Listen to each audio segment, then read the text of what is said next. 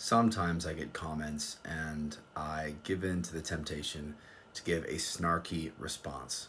Christ says I'm supposed to turn the other cheek. So when a logical, simple, reasonable explanation is giving for something, rather than responding to it or acknowledging it or at least even saying that you understand, a way to just sort of throw away all the logic and basic reasoning is to say mental gymnastics. Sometimes I'll even get a little picture on there, like those little emojis of like a person doing like a handspring or something. Sorry to disappoint, not one on this comment, but I get this very frequently.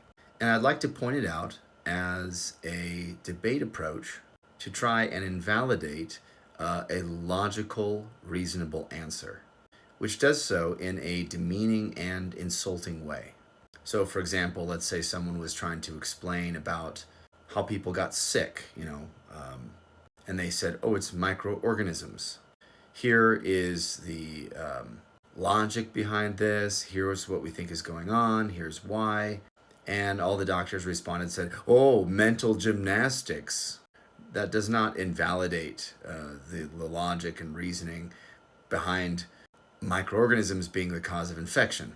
And actually, what it does do is when somebody puts forth something that's like really basic and simple, maybe one or two step logical reasoning, like not even close to being complicated, and you say that it's mental gymnastics, this comes across to me as a way of insulting your own intelligence. It's like saying you're dazzled and beguiled by like very simple, plain explanations. So not only does it come across as being sort of rude or mean, but also as being intellectually simple. Like you can't understand simple, basic things. Now, I actually don't believe that's the case. I think what is going on here is this is a debate tactic that is used to not have to confront the actual logic and reasoning that was presented. You can just write it off. If you don't agree with it, you can just say, mental gymnastics. And it's like, wow, you just dodged it. Don't have to confront it anymore because you insulted the individual. You attacked the person instead of the argument, which is actually an intelligent thing to do. So I don't think that you are, simple. I think you're intelligent. But I do think that this response is kind of rude and dismissive. And it gets kind of annoying. And I know that the annoyance exists inside of me, and so I should be accountable for it and not pin it on you. And I'll work on that. Some days I do better than others. But I'd encourage you to actually take a real approach and just try to understand another person's perspective. And you might say, well, I've been there. I'm a Mormon before, and I'm an ex-Mormon now, so I understand things that you don't understand because I've had both perspectives and you only had one. And oftentimes, we try to overlay our own minds and our own experiences onto other people. And this is good because it helps us understand them. But we also need to recognize that there's limitations to this. You have not had my experiences. And if you had, you probably wouldn't be out of the church right now. At least not with your integrity and your morality intact. Because for me, in my particular set of circumstances, with the experiences that I've had, it would not be possible for me to leave the Church of Jesus Christ of Latter-day Saints and also be an honest person. And losing my honesty would also cause me to lose my morality. The only possible way I could get out of it is claiming some kind of psychosis. But the problem with that is that I'm a psychiatrist and I also have a degree in psychology. And I'm very familiar with mental illness. And I know that I don't meet any criteria for any mental illness outside of something like ADHD. So I don't really have that as an out. Now, one possibility is that there is some sort of structure or phenomenon that occurs in the brain that is not associated with any sort of mental illness that allows people to have spiritual experiences. And I present that as a viable theory. In fact, if this is there, is it there because of evolution or is it there because of design? So even in that, I can't really exclude the existence of God. So I know it may appear to you to be a very ridiculous thing. It probably does appear to you as very ridiculous.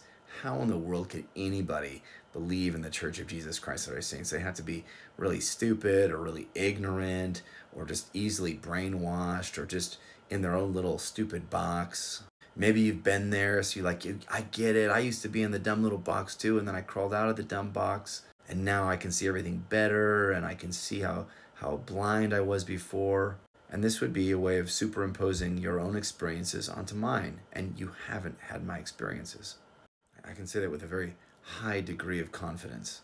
So for you, it may be very reasonable, very logical, very honest, very brave to leave the Church of Jesus Christ of Latter-day Saints, and then just sort of characterize everybody that hasn't left out as still being like that sort of ignorant dummy that's brainwashed in the little box. Because maybe that's how you viewed yourself before. I want to be understood. And this is probably due to some pride on my part, and I probably need to repent and do better. I probably shouldn't be bothered by insults or slights or debate tactics like this one, where you can just sort of sweep someone's logical explanation under the rug because you've just insulted the individual. Didn't even have to address anything in the video. I can imagine a scenario where you, as a person, are doing the right thing, a brave thing, a moral thing, an honest thing, by leaving the Church of Jesus Christ of Latter-day Saints. This requires abstract thought and use of my imagination, but it's not difficult for me to get there. Maybe you could also utilize some abstract thinking and some imagination and come up with ways how people could perhaps stay in the church based on having different experiences than you, and have it be the moral, honest, intelligent, and reasonable conclusion to come to based on their experiences. There are lots of members of the church who do have visions, who have revelations, who have had visitations by angels. This is not uncommon in the Church of Jesus Christ of Latter-day Saints. It's not even uncommon outside of the church. I don't expect you to believe anything I'm saying.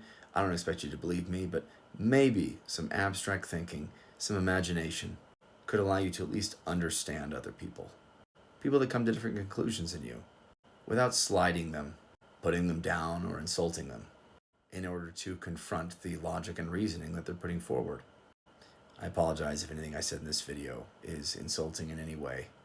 Usually, hurt people are the ones that hurt other people. And I'll admit, it's not just your comment. I just get so many hundreds of these every single day. It's exhausting.